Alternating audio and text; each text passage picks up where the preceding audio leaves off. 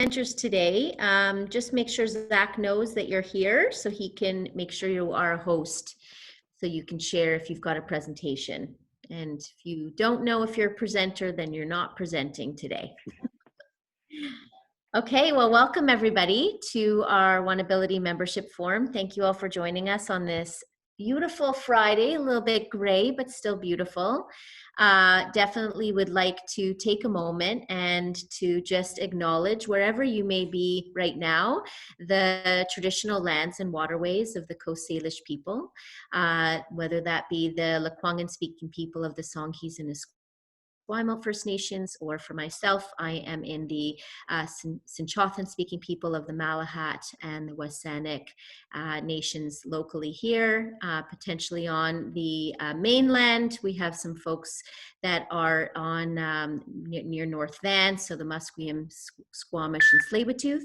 And if I have missed one of your traditional lands or territories that you are sitting on, then feel free to write in the chat box where you are so that we can acknowledge that and just take a moment to share that gratitude for the space and the learnings and the history that we all get to bring into our practice on a daily basis.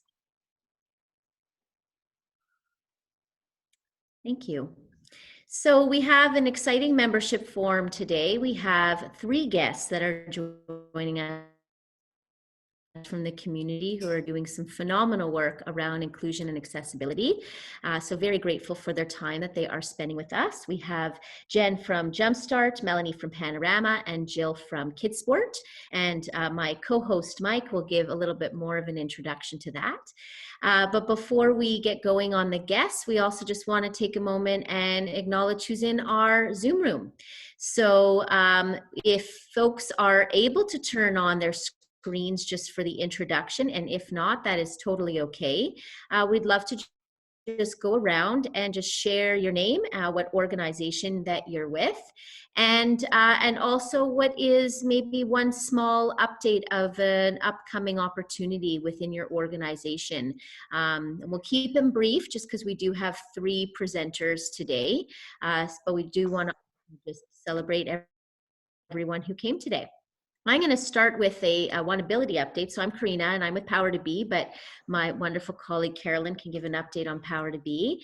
And for OneAbility, we wanted to take a moment to let you know that you may have noticed in our newsletter, we are in a process right now where we are taking some time to evaluate the strategic positioning for OneAbility as far as looking at becoming a registered non-for-profit or the charitable route, and exploring both options to really see how that future of OneAbility can support some of our strategic objectives.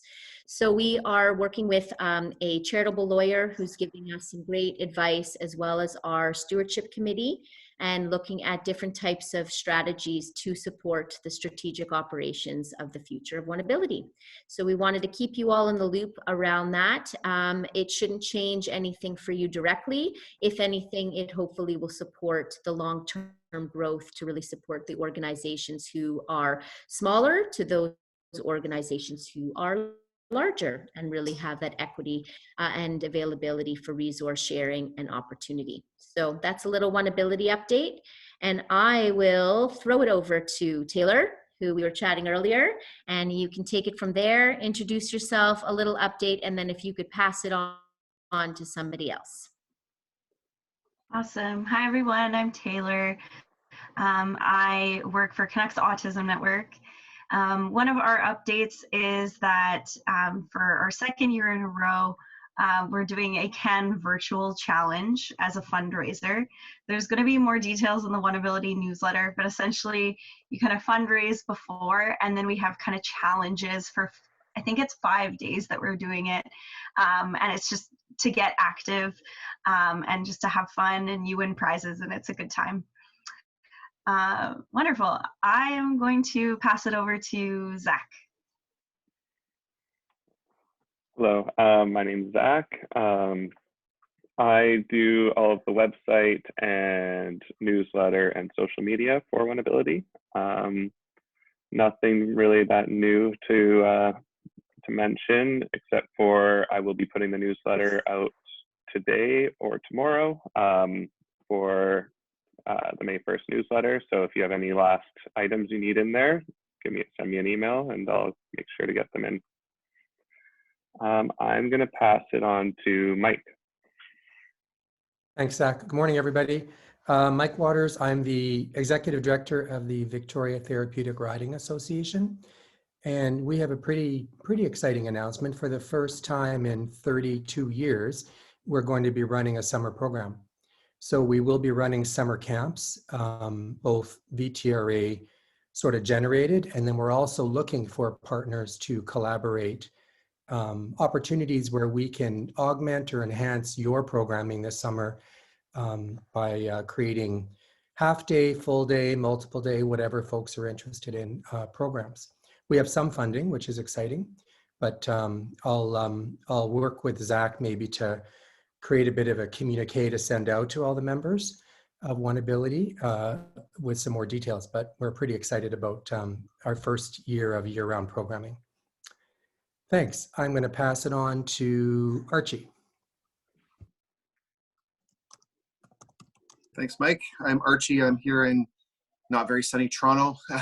I work at Variety Village, which is a sports training and fitness center for people of all ages and abilities. I've been there for 38 years, and we're excited that we'll be launching a new virtual recreation-based activity program led by kids with disabilities for kids with disabilities. That'll be launching hopefully by the end of this month, we're hoping, and looking forward to sharing that with everybody. I'll pass over to Paul, who I work with Power Hockey Canada. Hey, Archie. Hi, my name is Paul Soye. I'm the president of Power Hockey Canada here in Toronto. Same as Archie. I guess that's my dog. Our latest update was this Monday, and we just announced the 2021 Power Hockey Canada Summit, and it's going to be a 3-day virtual event, and that's from July 9th to 11th. We'll have virtual sessions for 3 days, entertainment, trivia, that sort of stuff, and parasport and power hockey. So that sounds pretty exciting. Registration should open on Monday, and it's free for everyone. Pass it on to Kim. Thanks, Paul.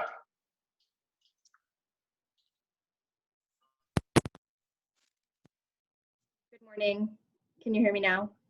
Yeah. Okay. Sorry.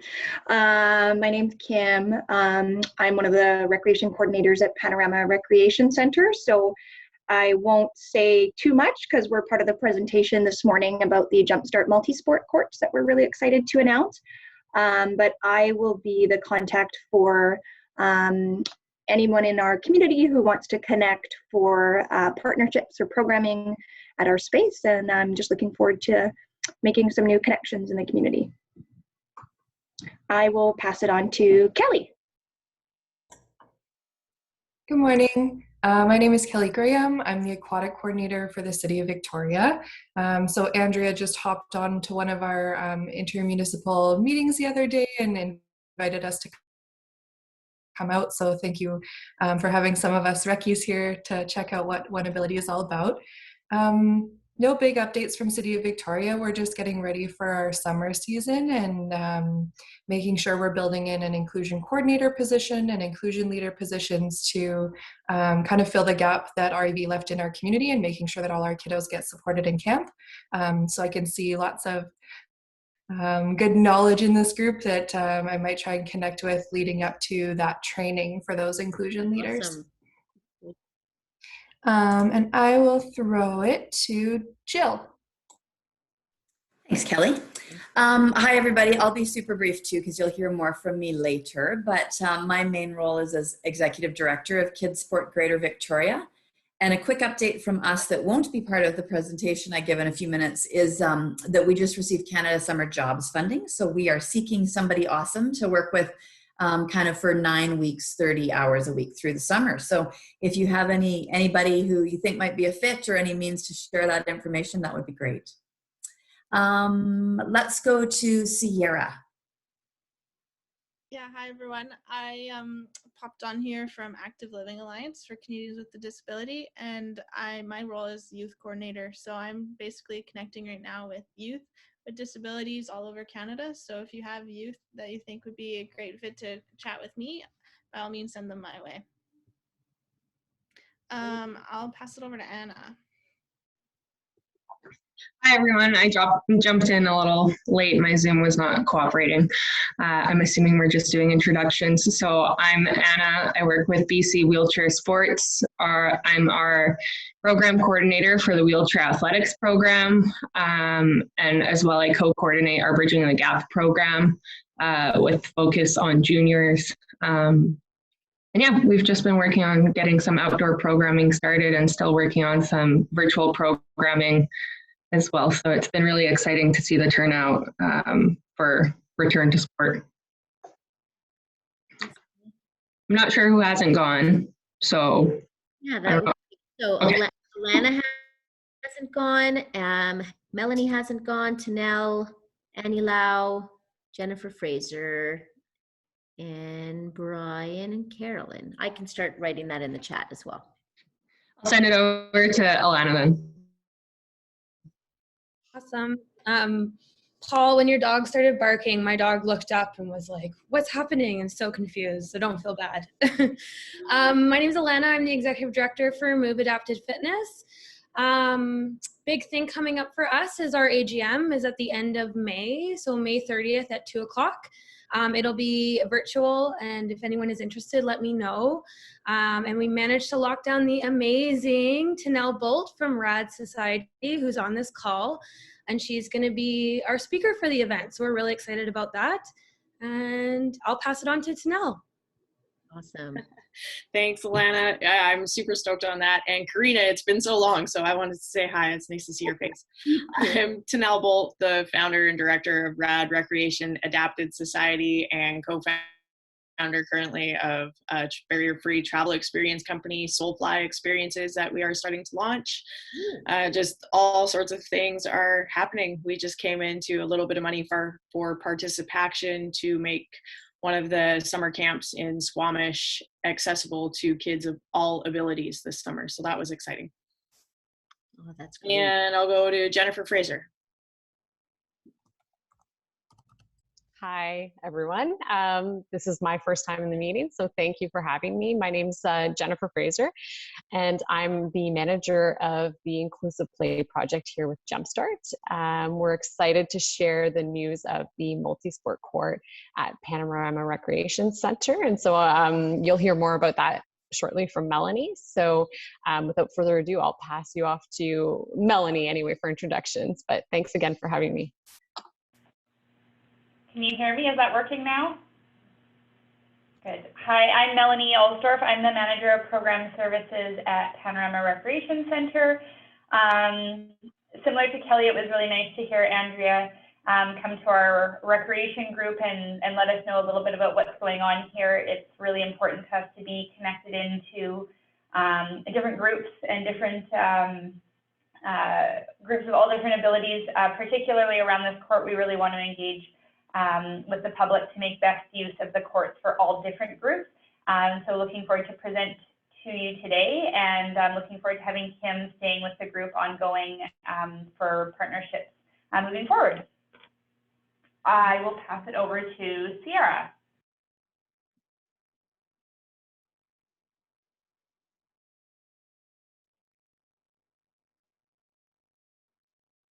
Okay, not sure, maybe Sierra popped off for a moment. Why don't we head on over to Carolyn? Sure, thanks, Karina. My name is Carol McDonald. I'm the head of Victoria Programs here for Power to Be.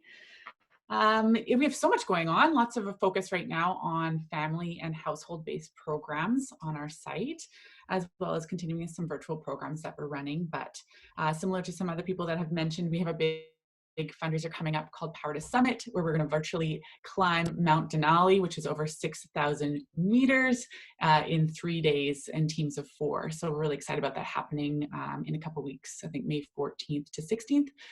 So that's something that's happening soon. We're really excited about summer. We're staying hopeful that things will kind of happen, and hopefully we'll connect with a lot of you about summer programming along the way.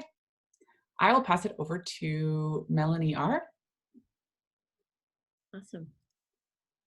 Hi, I'm Melanie. I'm a physiotherapist in the Comox Valley for kids, and on the side, because that's not busy enough, I help out with the Adapt Island Society, and we are kind of trying to do a little bit of what OneAbility does, but up Central North Island, and yeah, I'm excited to be here again. Nice to have you. People that are left is Brian, and I think, and then Annie Lau will share an update on the chat, and let me know if I've missed anybody outside of Brian then. Hi, I'm Brian Gray. I started Play Beyond Expectations, and the exciting news for us is that for 4 Mondays in May, we're running Play Beyond Expectations outdoors. We're going to have 6 cohorts playing in the lacrosse box at a Esquimalt Rec Center, and in 2 sessions, a morning session and an afternoon session. And pretty excited, nervous, because we've been gym-based for 4 years. But COVID, as we all know, changes plans all over the place. But I'm pretty excited. It feels almost like we're maybe beginning to graduate out of COVID, you know, with summer programs and planning and hopes. And all we can do is just keep hoping and trying. Thank you. Thank you, Brian. Sierra, can you hear us? And if so, would you like to do a little intro? She went already. Oh, perfect. Okay, so have I missed anybody? All right, well, I'm going to pass it over to my lovely friend and co-host, Mike Waters, to introduce our guest today. Thanks, Karina, and thanks everybody for sharing. I sometimes feel like that's the best part of these network connections, is just getting that quick update on who's doing what, and always great to hear from people beyond my sort of small region and across the island and across the country. So thanks for that. I think I was just following along with the proposed agenda. I think there's a slight change. I think we're going to ask Jennifer to share some details and some thoughts with us about the work that she's doing first, because I think she's got a bit of a time crunch. Am I right, Jennifer? Sorry, I was muted there. Yeah, sure. I'm happy to. I Because you're believe only Melanie. with us for a short time. Yeah, I apologize. I do have another commitment, but I think Melanie and I were going to do it jointly. So I'm not sure if she has some slides to present, that sort of thing, but I can jump in. Okay, so shall I introduce Melanie as well? Melanie agreed to join us and talk a little bit about the inclusive play space, and really exciting project at Panorama. We're also hoping we can hear a little bit more and learn more about the inclusion work that's happening and all of the approach work that Panorama is working on. And obviously, as a member, I'm really keen to find out how we can access and collaborate with you folks. Sure, thanks very much, Mike. I will start. Andrea had asked me to speak a little bit about a couple of our other inclusive features here, just for those that may not be aware. So we're located on the Saanich Peninsula within Greater Victoria. One of our biggest inclusive features here is our water slide. So in our aquatic facility, we actually have an elevator up to the top of our water slide. And when our pool opened, I think we're about 10 years ago now, we worked with some UVic students, so there's an adapted piece to assist, as well as for people who just need help. The stairs aren't manageable. We have a fully accessible water slide, including options for double riders if needed. So that's kind of a fun aspect.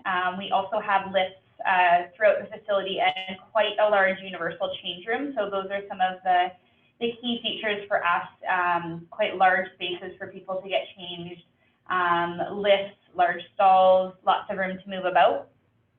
We have started a little bit of work on trying to make our arena facility a little bit more accessible.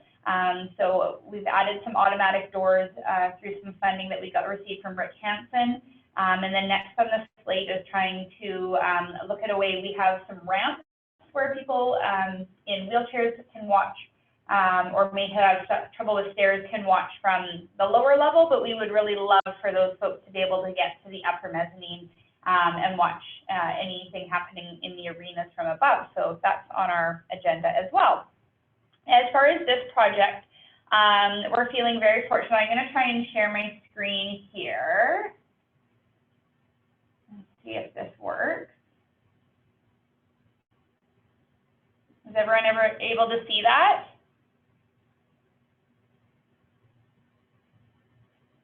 Yeah? Okay. You can hear it. Perfect, thank you. We were very fortunate. Jumpstart reached out to us as part of their inclusive play-based project. So their initial phase of the project, and Jen can jump in if I've got any of this correct, was around inclusive playgrounds. So you can see on the map here some of the inclusive playgrounds that are either built or in progress across the country. And we were invited to be part of the phase 2 of this, which is for inclusive multi-sport courts, which is launching this year. So we're quite excited for that. There is a little bit of an overview of what the courts look like. So they did a fair bit of research and consultation as to how best to make the courts accessible. So as you can see here, contrasting colors to help make it a little bit easier to use for people who may have visual impairment.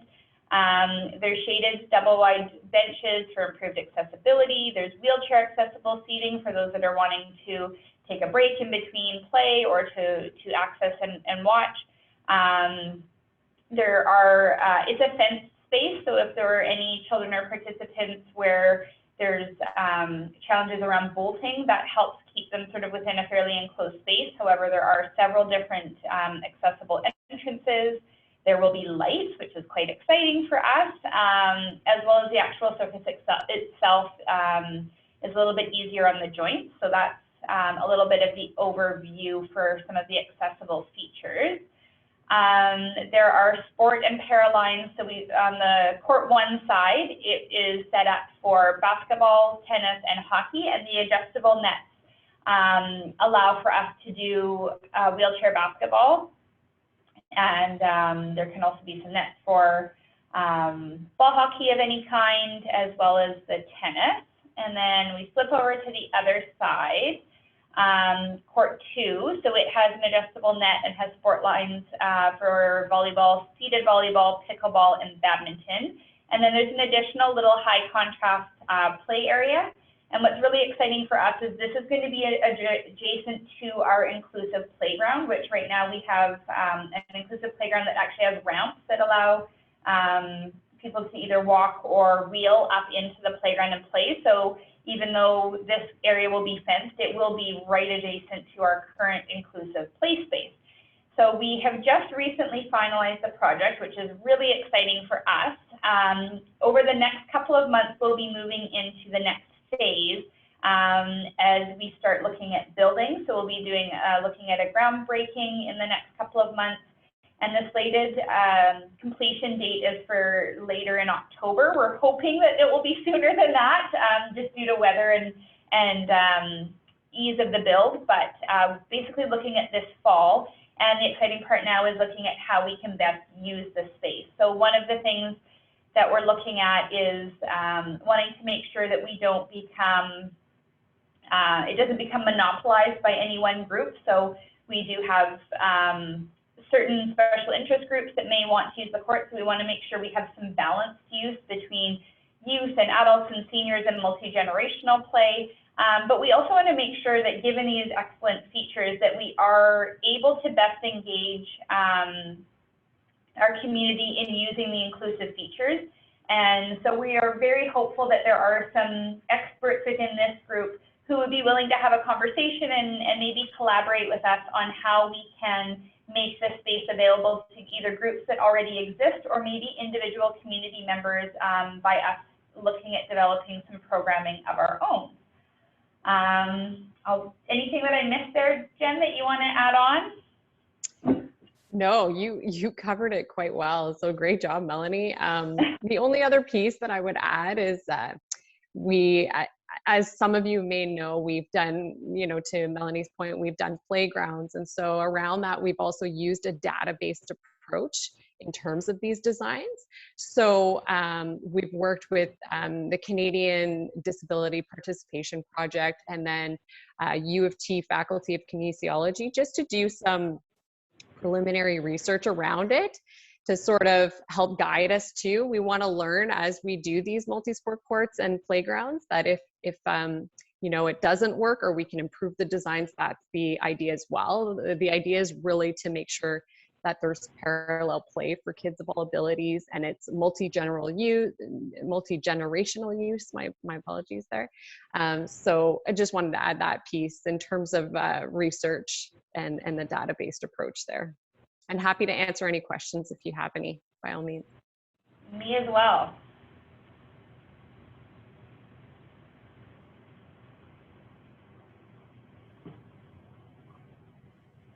I don't have a question necessarily, Jennifer, but I have a comment. In a former life, I worked as a community development officer for one of the municipalities. And part of that role, I had the pleasure of working with all the community centers and all of the established kind of community groups. And there were many that were focused on play and outdoor recreation and inclusion. So I'm just as a suggestion, making sure that all of this fantastic work is shared with the rec coordinators and the CD coordinators at the municipality level, because they really fan out. I'm thinking specifically Bobby Neal, who's in the West Shore, really super connected to the community on sort of the ground. And I think you might find some folks that want to either get involved or maybe can help answer some questions around design, development, and need. That's great. Thanks, Mike. Yeah, thank you. Yeah, that's actually Kim for our area, the Saanich Peninsula, so that's great. And the nice thing is that Kim connects in with Kelly, who's on this call, and Bobby, and her counterparts from every single rec center in Greater Victoria on a recreation inclusion committee that is sort of very rec focused. So yeah, we've presented this to the group, and I appreciate that very much, because the further the reach we can get on this to get best use is really what we're looking for. Yeah, apologies, Kim. I didn't know that was part of your role. But you're the hardworking folks, I think, that make a lot happen. So that's great.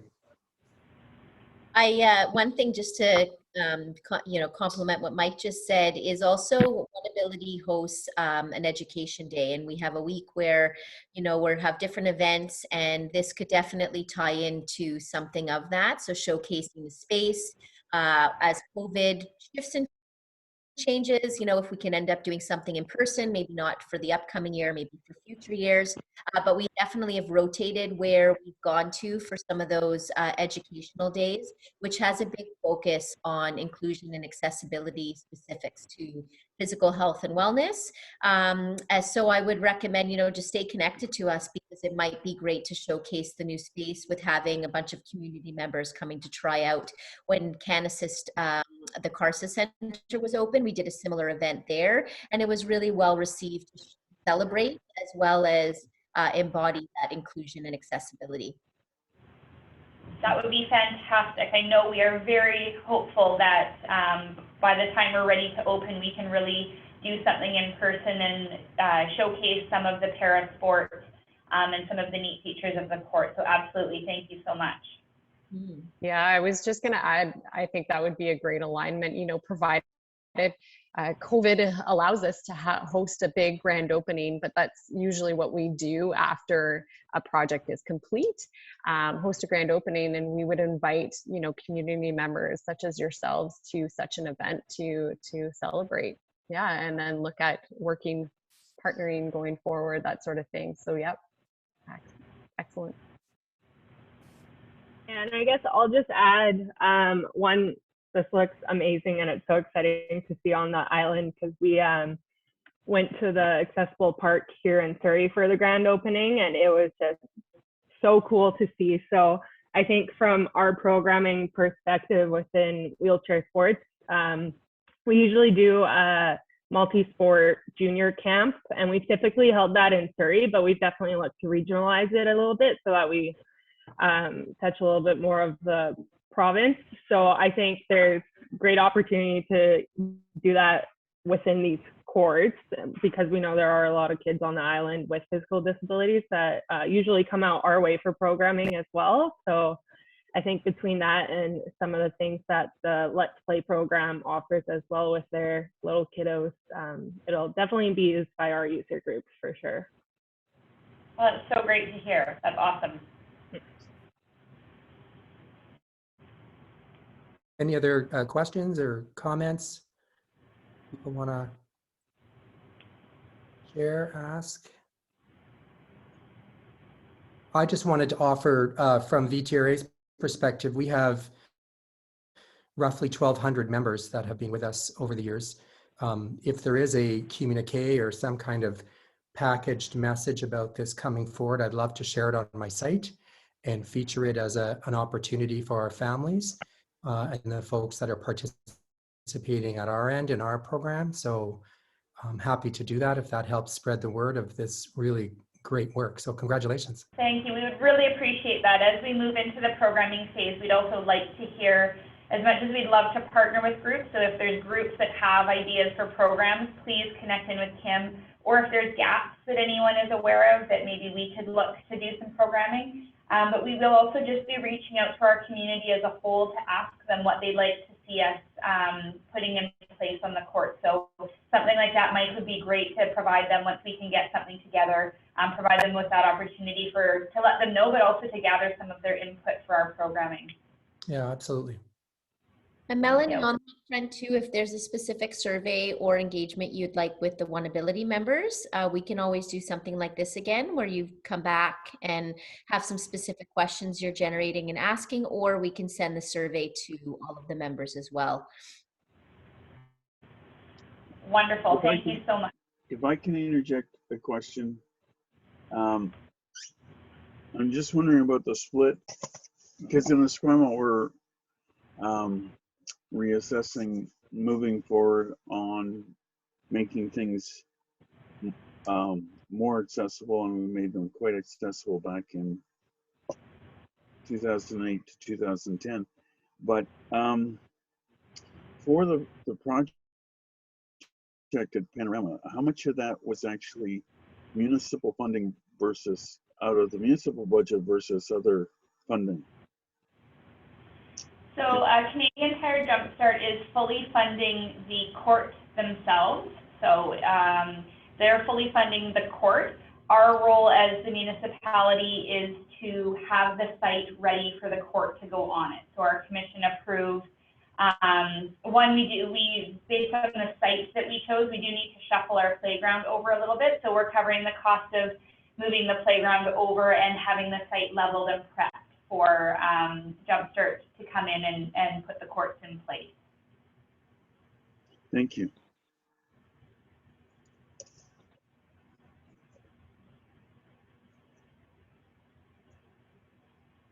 Other comments?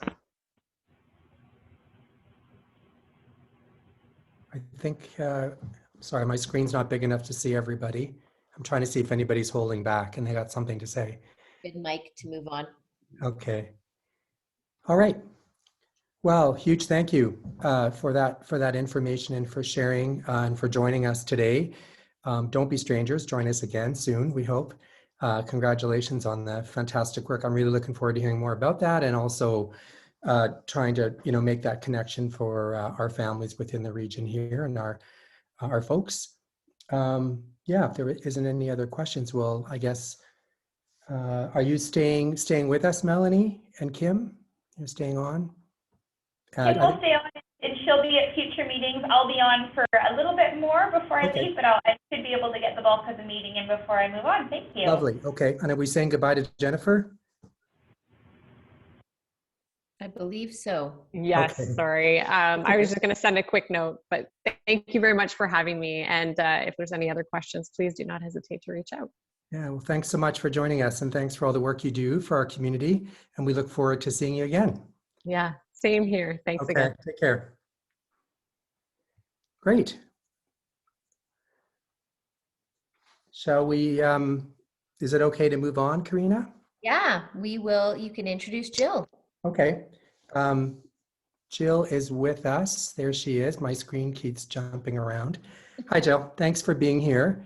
We've heard a little bit about who you are. I understand that you're here to share some details about the recent survey, your learnings and your findings. And also because of who you are, we're always interested to know about if there's any developments in the area of partnership or grants or funding. For sure. Happy to share that. And I'm going to try to share my screen properly here.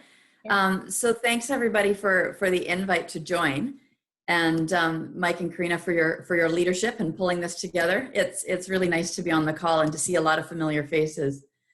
Okay, I'm hoping that you can now see a slideshow. Did it work? Perfect. I see nods. Excellent. So yeah, as I said, my name's Jill Shaw. I'm the Executive Director of Kids Sport Greater Victoria, and appreciate being on the call to tell you a few things about what we've got going on. So just briefly, our mission is, well, first I'll start by saying that we're part of a national network of kids sport chapters who are doing the same kind of work, roughly, all across the country. There's especially a lot of kids sport representation in British Columbia and Alberta.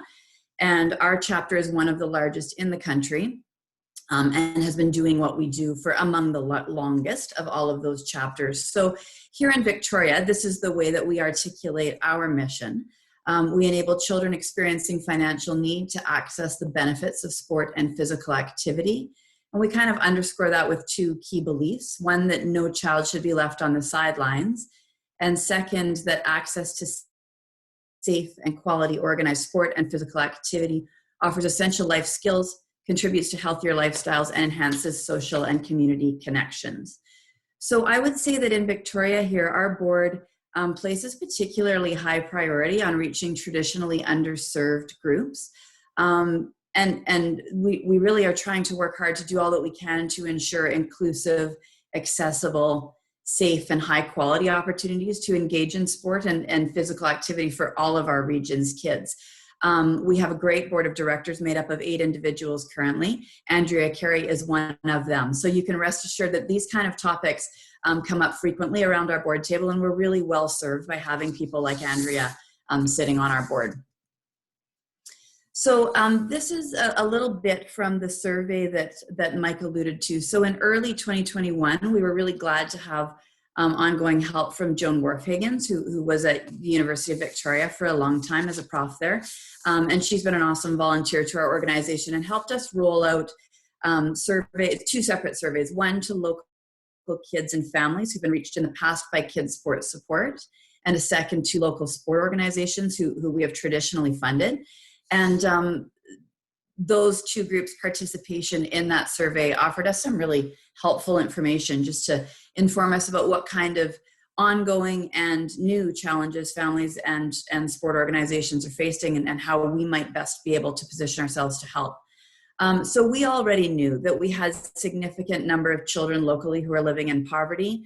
There's a lot of residents of British Columbia and of Greater Victoria who are within that group and are struggling day to day with things like rent and groceries, and in the last 14 months more than ever before. We also know that even pre-pandemic, that a lot, like over half of BC kids, weren't physically active enough to achieve optimum health. And so we know that there's a need for sport and physical activity, and we also know that that's harder to access than it's ever been for all of our kids.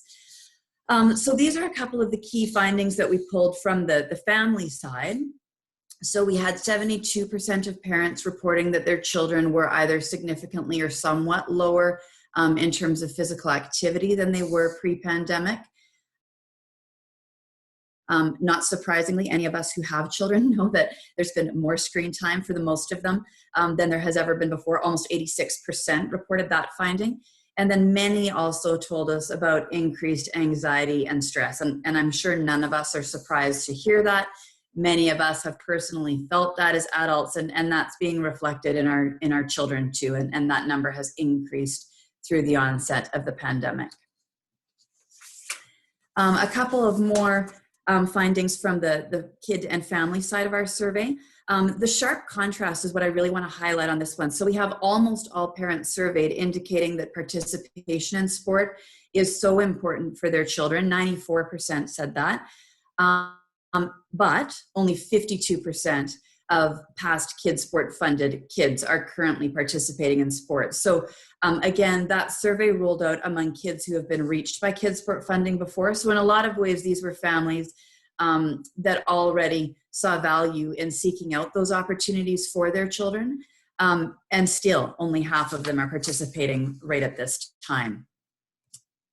And that's for a variety of reasons that I'll get into a little bit more in a sec. But among those, of course, is a fear and apprehension of getting involved in anything kind of outside the absolutely critical.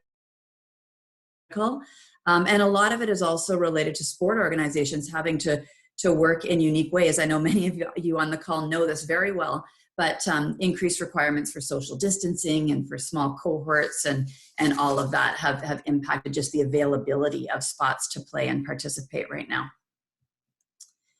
And then on the local sport organization side, so this was a separate survey that rolled out to about 200 local sport organizations that we work with. So there was this broad recognition that our local sport system is suffering too. Many local sport organizations reported an urgent need for relief type funding to get through pandemic conditions. So specifically, we had a 78% that have indicated a loss of significant registration revenue.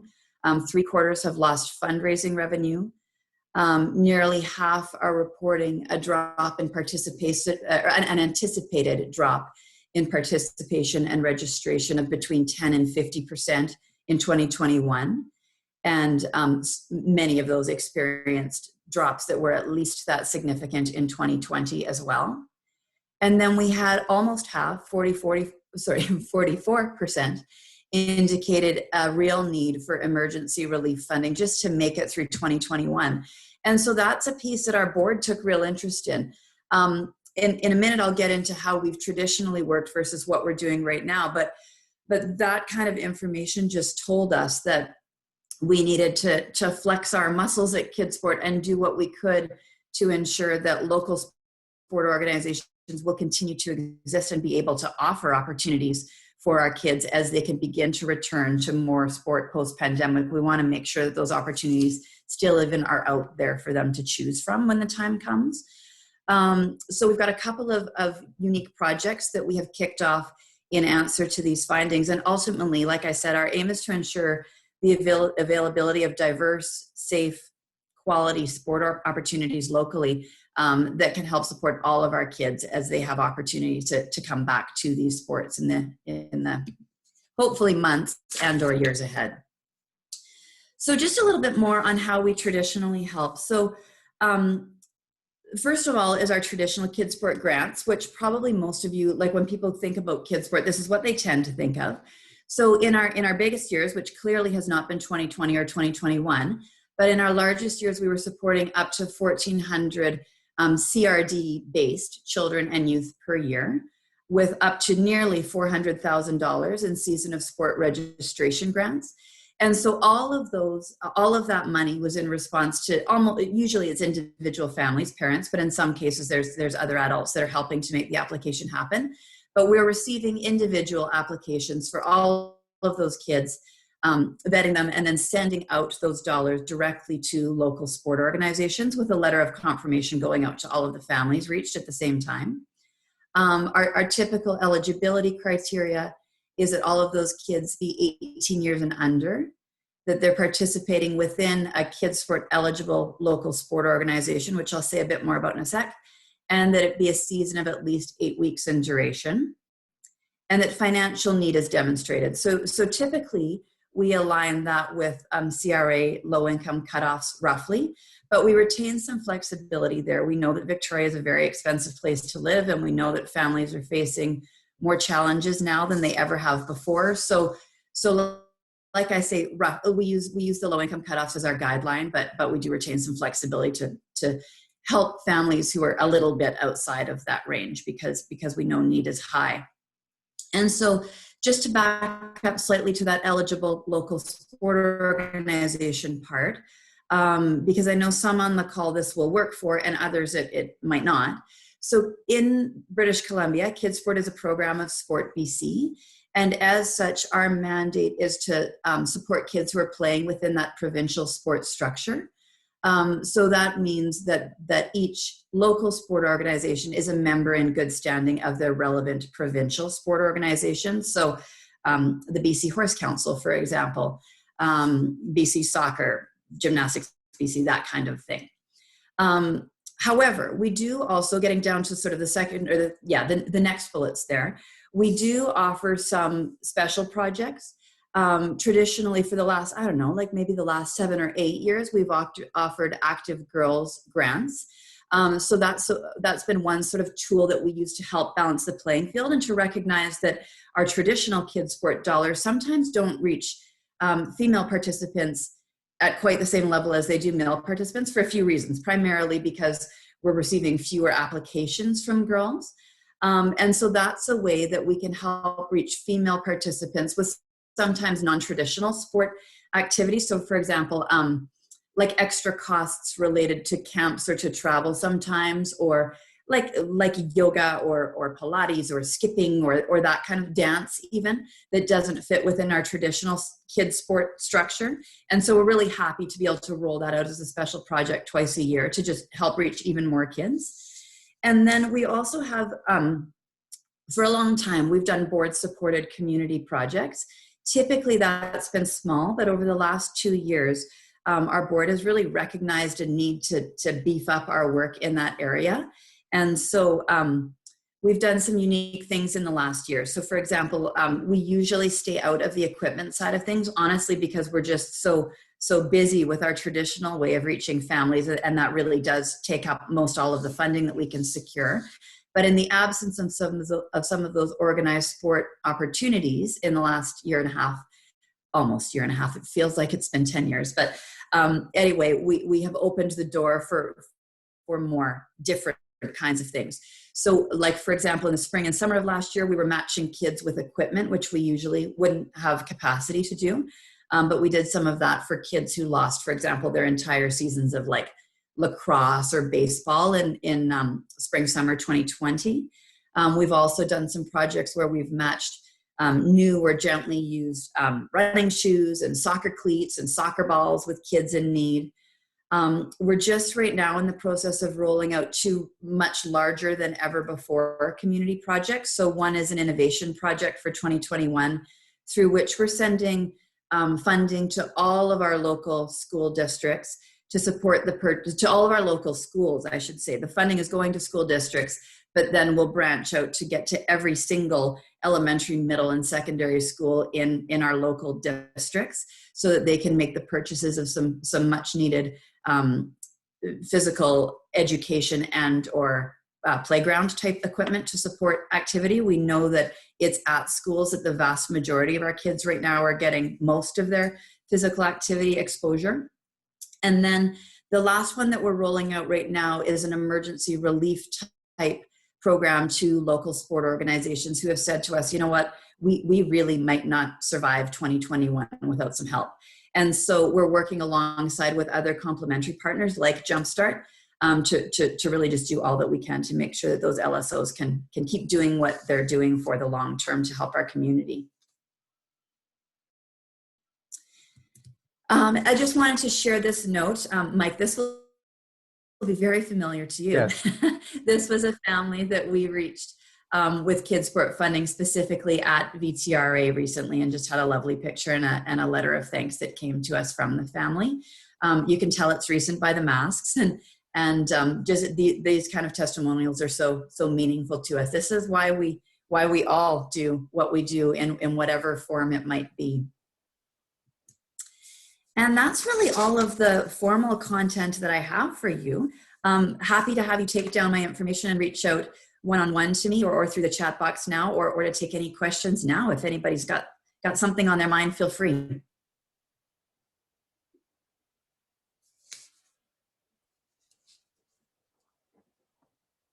I love what you're doing, Jill. The reason for starting Play Beyond Expectations is because the guys I was working with in their 20s, there was nothing.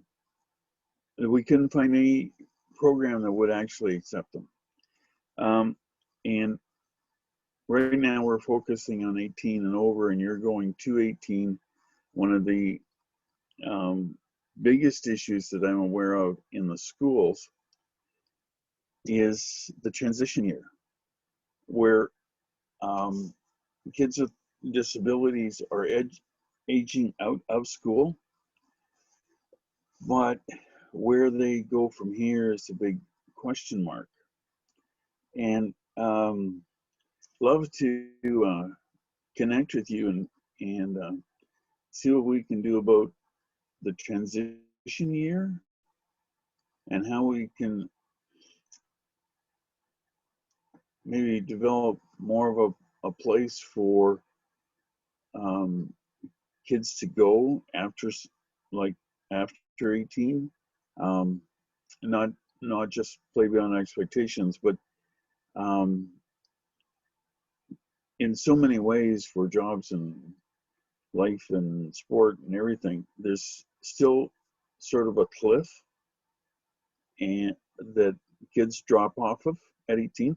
So it'd be interesting to look at that very thing of transitioning participants from kids sport to young adult sport, for example.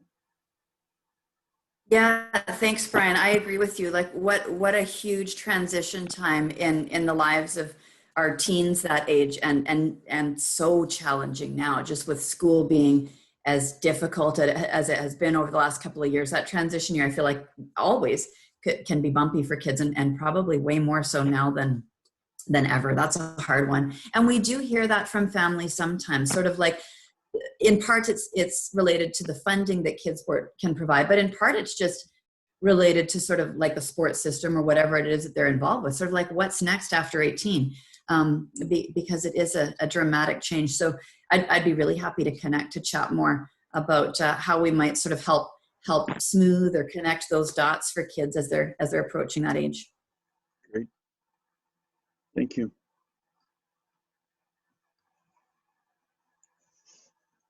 Anybody else have a question?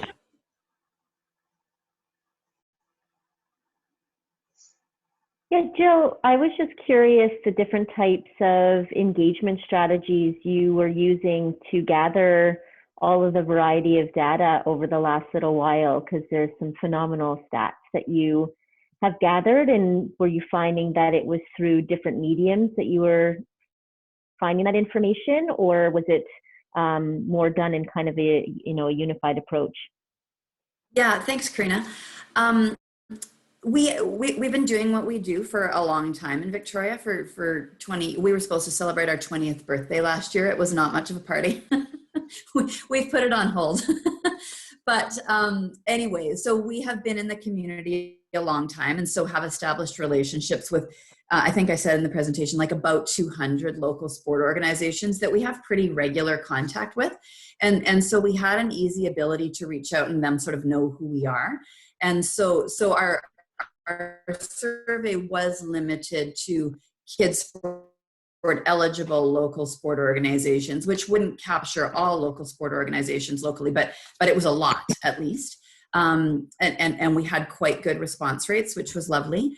And then for the survey of individual families, we also leaned on our Kids Sport database. And so we were asking those questions specifically of families who already we know have been in financial need over the last several years, or they wouldn't have qualified for Kids Sport funding. But we went back a couple of years, just knowing that the uptake of support from Kids Sport or the requests were so much lower in 2020 because of lack of opportunities. And so we did have a large database that we could reach out to through our kind of like 2018, 2019, and 2020 families to gather that info. Thank you. That's great. It's also, I think, just valuable to hear how much of your current community was very active in sharing that that perspective as well. I think that's another great testament to the amazing work that Kids Sport does. And many of our organizations here have been supported by Kids Sport. So, you know, thank you for the phenomenal work that you continue to do to really support that, you know, the different opportunities. And I like the creative ways that Kids Sport has really listened to the need and then, you know, shifted its address. So it's not always the same type of support. You're able to really help with the innovation side as well. Thank you. I appreciate that, Karina. And my feeling about Power to Be is my admiration is mutual. Thank you. So just a comment to share, Jill. Obviously, through the presentation, VTRA has for many years, I think, benefited from the relationship with Kids Sport. But the one thing I did, just some feedback I wanted to share was I really appreciate your model, because on several occasions I've had families come through the door and tell me that they've received support and that it's very empowering. It's not, the families don't have to always ask the agency for the direct support. They come to us saying, we're ready to go. And I just find that a really great, very empowering model. And it's not always easy for people to apply for subsidy or apply for a bursary. And I think you make it easy, and because your model has that flexibility, there's an opportunity for people to take initiative and actually, you know, work on something they want to achieve. And I think that's great. It's an easy system for us, those of us at the other end of the computer and doing the accounting. It's quite simple, which is lovely. And I think from more focused on today, I really appreciate you sharing the stats, because as someone who sits down and writes dozens of grants, especially this time of year, this is really helpful for me. This is, you know, having that research and you sharing these findings. I'm able to cite this information and also share it with other funders to say a long time funding body in our community has done this work, and this is the, you know, the outcome, and it supports very much my experience in the last year, and will hopefully support my applications as I move forward this year. So thank you. Oh, that's great. My pleasure. And that's nice feedback to hear, Mike. I'm just going to elaborate on a couple of things that you just made me think of. So one, just for people on the call to know, is that the way our funding typically works, like I said, families apply to us, we send the check, for example, to VTRA. But if that were, for example, a large soccer organization, essentially the registrar and the registrar and the treasurer would get that information. They would register the child, apply those registration fees, and beyond that, nobody else in the club has any reason to need to know, or to know that this is a Kids Sport funded child. So it allows that kid, just in the example of soccer, to just smoothly glide into a team where their peers and their counterparts are already present, and no one knows that they arrived there in any kind of a different way, which I do feel is really an important component. And then the other thing I would say is we're just trying to do more to build awareness among families. So if any are struggling to make ends meet, we'd be more than happy to have you share information about the Kids Sport application process. If it's an easy fit, if they're taking part in a sport that's part of that provincial sport organization, then it's super easy for us to do. And if it's not such an easy fit, then still I'm happy to have them inquire with me, because sometimes I can send them to other sort of complementary funding that just have slightly different guidelines than what we do, or the Active Girls thing, or whatever might be an alternate fit. So there's usually some direction that I can point them in for support. There's some really nice complementary organizations working in the community, and between us, we've got pretty good ability to cover kids' needs, I think. Great. Any other thoughts, questions, comments before we move forward? Okay, well, hearing none, I'm sure Jill's open to an email if anybody's got anything, if anybody's reflective after today's forum and has a question, send that on. Congratulations on 20 years, Jill. Look forward to getting an invite to a big party in the future. We'd love to. That sounds good, don't we all? Yes, exactly. Thanks, Mike. So, yeah, congratulations and thanks for spending some time with us today and sharing the learning and the findings, as well as a great overview of what you're doing. So the wonderful work that you guys do, that many of us pleasure. benefit from.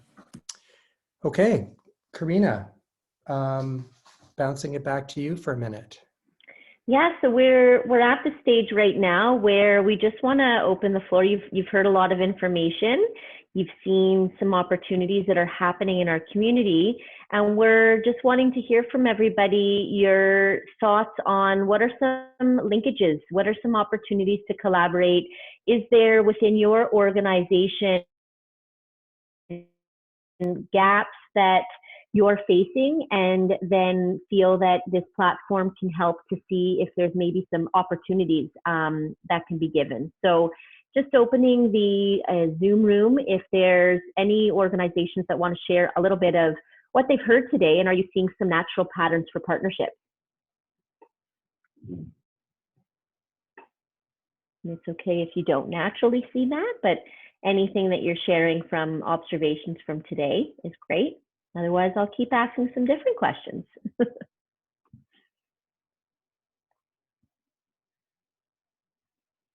Do some of the stats and information and opportunities seem like they will support the work that each of you are doing within your organization?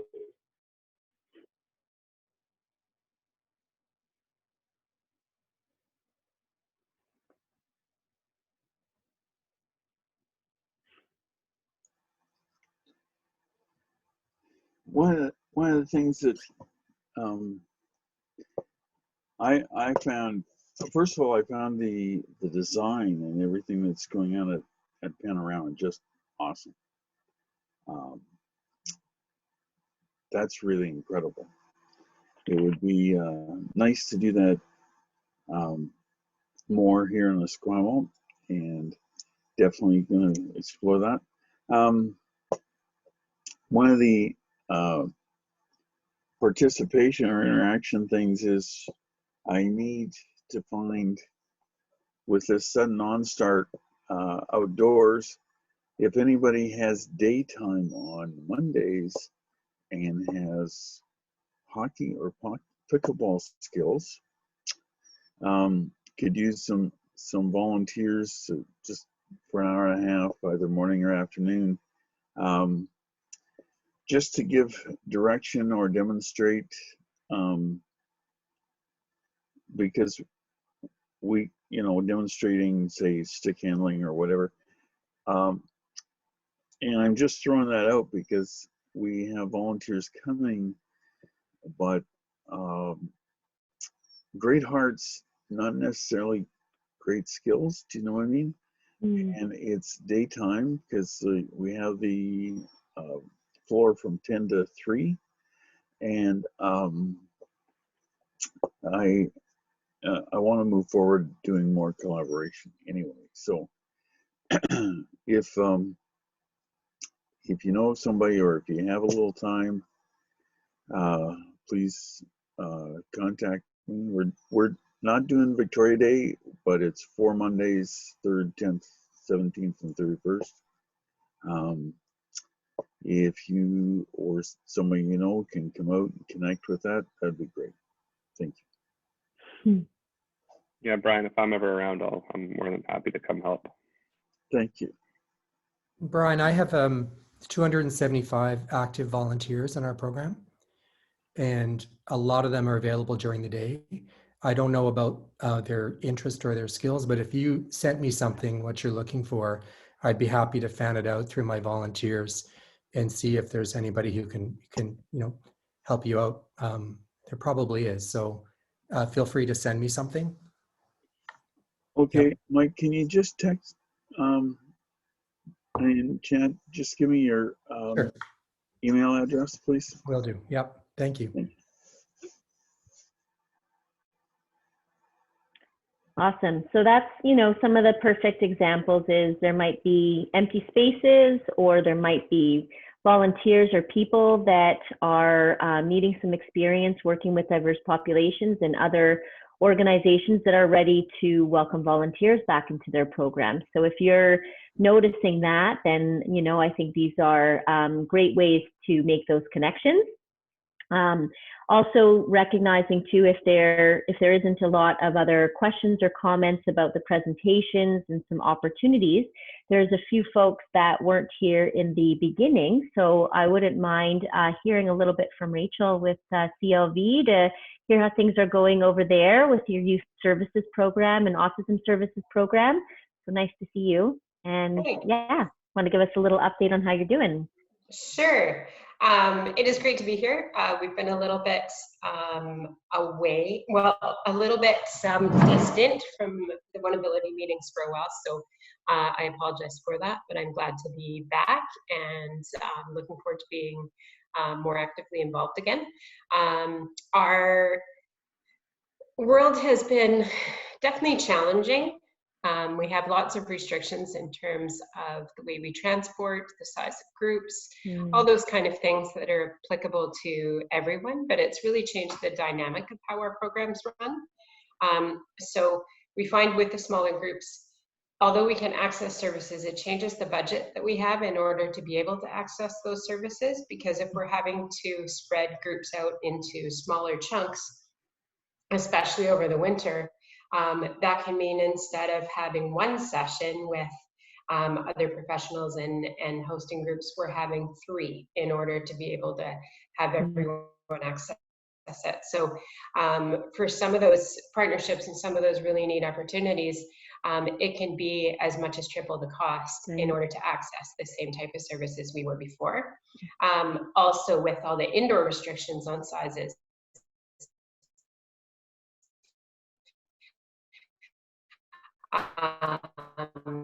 and us wanting to keep those groups really small, it means that during the winter close down, to run a program for 4 teens is not quite as effective and as exciting as running a program for 12. It just doesn't really facilitate the same kind of interaction, the same kind of activities. So it's really been challenging finding ways to engage not only the youth, but the staff as well. Just seeing that real sense of overwhelm, of burnout, of, I'm trying to think of the word I came across the other day that I loved, but not the languishing, but just that whole depletion for everyone, that with the kids not interacting with bigger groups, they're not having that same social. And so it's a real challenge to keep up that same level of commitment we have to developing stronger citizenship, stronger physical literacy, stronger activity and energy levels, and all the pieces, because the kids are just done. The kids are done, the staff are done, everyone is just so spent. And so it's definitely been a challenge. We're seeing some growth with that, we're seeing some switch with that, but it is everywhere, especially when all our staff are university students, just seeing that difference for them with online learning.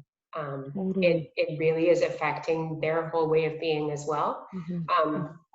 So excited for the summer, excited for that shift in weather, excited for the opportunity to make groups a little bit bigger because of the fact, but it definitely has been a challenge. We've loved the interactions that we have had with some of our partners. Our Power to Be days are huge, and when I asked kids about some of their favorite things this year, that's something that came up. Pisces, I was big at all of our interactions with other facilitators and organizations have been amazing. And we are seeing where we're starting to access a bit more of some of those things. Like we've had a few of our boys that have done a lot of going to the driving range over the winter because there's some covered spots at the driving range. And so there's been that opportunity to explore some different things, to push some more of the badminton and the tennis and different things throughout the year. But it's been a challenge, but I am excited and enthused for the opportunity to start seeing a shift. And a lot of our staff have been able to start to access vaccinations, which improves their comfort level, and you can see that shift for them. So it's just a time for regrouping and moving forward as well. We've had a change in our management. So Sherry Waterchief, who has been our director, just moved to Manitoba yesterday. So we're very excited for her. I'm very sad to see her go. But we have Brad joining us on Monday, who has a great experience with youth and lots of energy and excitement. So that should be good. CLV as a whole, we're seeing different faces popping up. Well, I know I am when I walk down, where some more of our programs are able to kind of be a little bit more interconnected again, and starting to see a shift, which is nice. And that's what I'm hoping continues. But I think our biggest challenge has been, one is spaces. It's difficult because a lot of our typical spaces are still not able to offer rentals. So just figuring out what that piece looks like. And then the other is just how to plan for some of those distanced, group and learning activities that help us to engage, because it's when you're able to partner with other organizations and have facilitators come in, it frees up the staff to just be able to work on that relationship building and providing that barrier to abilities, or breaking the barrier to abilities for our kids, and just giving them the support they need, as opposed to trying to also put on a facilitator hat and an activity leader hat and an everything hat. So I'm looking forward to, and a lot of our staff have only been with us since COVID began. We've had a really big shift. So one of the things I'm really looking forward to is a chance for them to actually experience our programs outside of COVID, and to know what the joy from the bigger groups and from kids from different schools interacting with each other. I mean, our kids are having to stick and I think that applies across disability. Like it's a common theme across the world, the disability, that often people are paired together because they have a disability. And that's it. And within our programs, we've worked really hard to match similar interests, to match personalities, to match abilities, all those kind of things. But it has been very limited, especially in our after school programs, because of the fact that we have to limit transportation. So a lot of kids have been paired because of which school they go to, and other than that, they have nothing in common. So that's been a challenge as well, just working on how we bridge those barriers and bridge those gaps. But yeah. Oh, thanks for sharing that, Rachel. It's a lot, and in your role too, you wear a lot of that for all of your team. So, and if anyone's hearing, some creativity, but I would say you're not alone in that heaviness. And I think, Carolyn, Mike, and I have experienced the CLV magic of having the youth and young adults in program, and it fills our bucket. So to have your team not even know what that means like yet will be a great surprise and amazement in the summer. But I can see how that would be tough, because even our team is missing the CLV connections, just because it's always so valuable and important.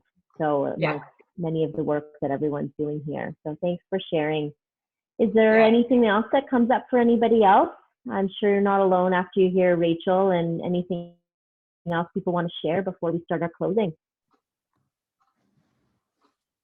I have one thought.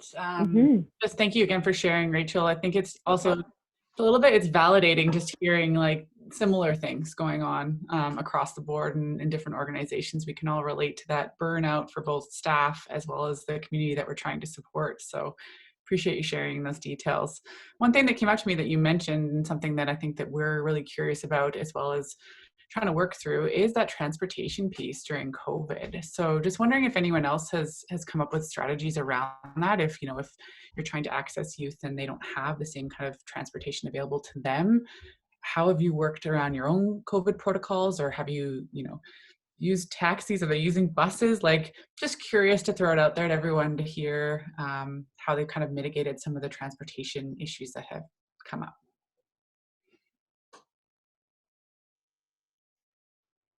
And if nobody has any ideas, that's fine too. Just putting it out there. Great question. It is a great question, Carolyn. We have been using taxis for some folks. And then we also connected with certain communities, like Oak Bay have a driving program for seniors. So we've connected with them and said, we may not have a senior that needs a drive, but we have an adult, or we have somebody who could use some support. And that's worked for a few people. So people are still getting to our program, which is great. And then we, as I guess as part of our fundraising advancement, we're developing a new category under our bursary subsidy, and it is transportation, to help pay for. We haven't created a formal relationship with one or two taxi companies, but that's part of our goal, is to try and negotiate a better rate so we can get our folks back and forth that either don't drive or are too young to drive, or can't or are not, or are nervous about taking public transport. Yeah, but it's a big challenge for sure. Thanks, Mike. Yeah. And we've run into similar issues as well. So most of our participants come to programming on their own, or they're getting dropped off by a parent or a friend or whatever. And I just think of specifically, we have a few people who transit, and during these times, that's a harder thing to do. So we've also looked into, similar to what Mike said, like offering to subsidize taxi services or Ubers or those kinds of things. And even that has still kind of proven to be difficult because people are trying to keep their bubble small, and everyone's experiencing COVID differently, and we're just trying to find different ways to support it. But it's definitely been a struggle for transportation, for sure, I think, for most people. And maybe that's an interesting angle too, if from our folks that do have recs that are at rec centers that have these accessible vehicles, and if they are sitting dormant, maybe there is an opportunity for some partnerships to support some of the transportation gaps that people are facing. I think we've lost a couple of our guests that are connected to some of the rec centers, but at the same time, we still have some on this call. And then just in general, I would say maybe that's an opportunity that we could explore some models where, they're providing access and helping to support those inclusion and to access our program. So that might be an angle that we could think about. Yeah, Brian, did you raise your hand? Yeah, just for input into that, I think one of the reasons why I don't worry about the transportation issue, because, and it's just something for everybody to think about, within the program, in the original design and moving forward, and has always been a case that the one who's dropping the client off can stay. The parent or the support worker or sibling can play, and then no charge. It's kind of interesting, and it's just something to think about, that can you put in a kid slot, can you put in a function that the parents have a reason to stay. The reason why we have parents staying is, first of all, to see what's happening with their kids and to see growth, whatever. Also, hopefully the parents see how we're working with their kid, with their young adult. And what we're doing to get them to do something they didn't think they could do, or the parents didn't think they could do. And at the same time, a key thing is to have the parents realize that, hey, there's something can do with my child that I didn't realize I could do, that we can work on, whether it's pickleball or whatever. You can have parents totally unskilled, as unskilled as their son in sport, and yet, like with one of them, she had never played pickleball. Now she not only participates in the program and encourages her son, helps in lots of ways. Then she's also playing in a regular pickleball program, and she'd never done that before until she was introduced to it. And the other thing is, I'm thinking about therapeutic riding and that picture and stuff. Thing is, in some cases, think about it from the standpoint of parents or whoever's dropping them off. If you have a reason for them to stay, a welcome for them to stay, doing whatever, and create roles. If when I was doing drama, if I had too many kids show up for a thing, thinking about a specific time, well, okay, you guys are in set. You set up the chairs and stuff.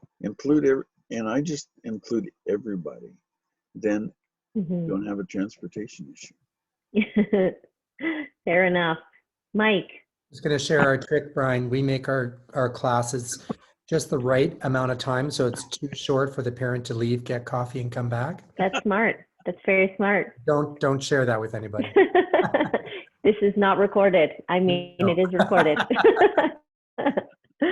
And another model of Power to Be, we do household programs, which has been great. And I definitely echo what you're saying, Brian. I think a lot of these programs are also here to offer respite for families. So giving it that time where families can't necessarily be participating, even though it is a phenomenal suggestion. So I think there's two ideas. If you can tailor your programs to work for families and households, that's a great solution. And then otherwise, there's a larger gap around transportation that probably won't be solved till we can have some more COVID protocols and parameters around that, or look at creative solutions internally or through partnership.